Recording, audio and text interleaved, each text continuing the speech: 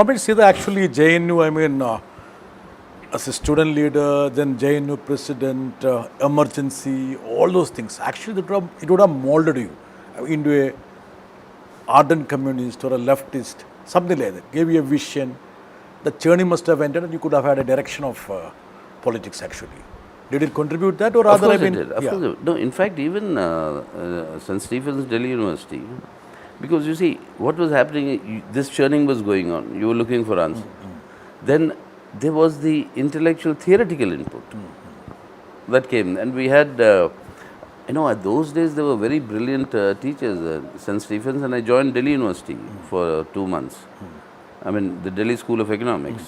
And then what? The faculty was Amartya Sen, Sukumar Chakravarti, the doyens of Indian, all of them migrated to the West. All of them were in the faculty. But the problem with the D school then was that they just introduced classrooms of 150 to 200 students speaking with a microphone. Okay. That looked so alien. So the JNU started, so we shifted there. So there was also a contribution. For example, when I was in Stephens, that I first came across, and we had a teacher called Pankaj Ganguly, a Bengali, who married a Polish lady and got a Polish wife, lived in Poland under a very famous engineer who became very famous for his economic theories. He actually preceded John Maynard Keynes, giving the same theory, Michael Kelesky. He was his student. So a very brilliant mind, a brilliant thing. He was our teacher, but then he spoke in an accent which was Polish and Bengali mixed together. Very difficult to understand. Very difficult. But somehow over 6 months or so we got used to it. But he was very bright in terms of, he just threw open ideas. And anyway, in a college like St. Stephen's, in all that background, I first came across a statement of Marx, which still is very important to me, which says that the principles of justice can never rise above the economic conditions of the time. Was it part of your syllabus or something like that? It was a course on economic systems. Okay, all right, okay. No, what were the economics? I mean, how important were the economic systems, socialism, capitalism, etc., So, and then all the theories connected with it. So it was a very stimulating intellectual exercise. So we went to JNU. Apart from this organized structure of having an SFI, which was just forming in JNU also, and this intellectual stimulus that were provided by the then teachers. I mean, 2 of them who started teaching us, and we were waiting for them to come and join, are Prabhat and Utsa Patnaik. Okay. And the other 2 were very classical economists who have international repute, like Krishna Bharadwaj. She was my guide when I was doing my PhD.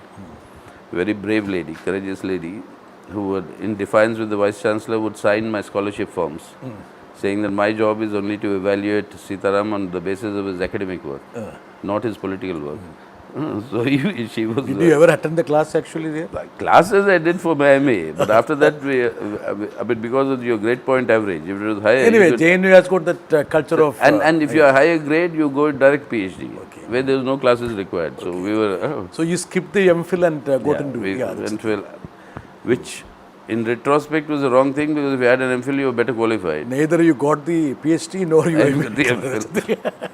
So in JNU, of course, this theoretical foundations of Marxism, along with the organized, structures of student activities, both combined to give shape to whatever. There was so much of romanticism attached to, JNU students' movement, in the sense, apart from politics, and there was I would say, an upsurge of students from every corner of the country. That gave you a different direction to the movement, isn't it?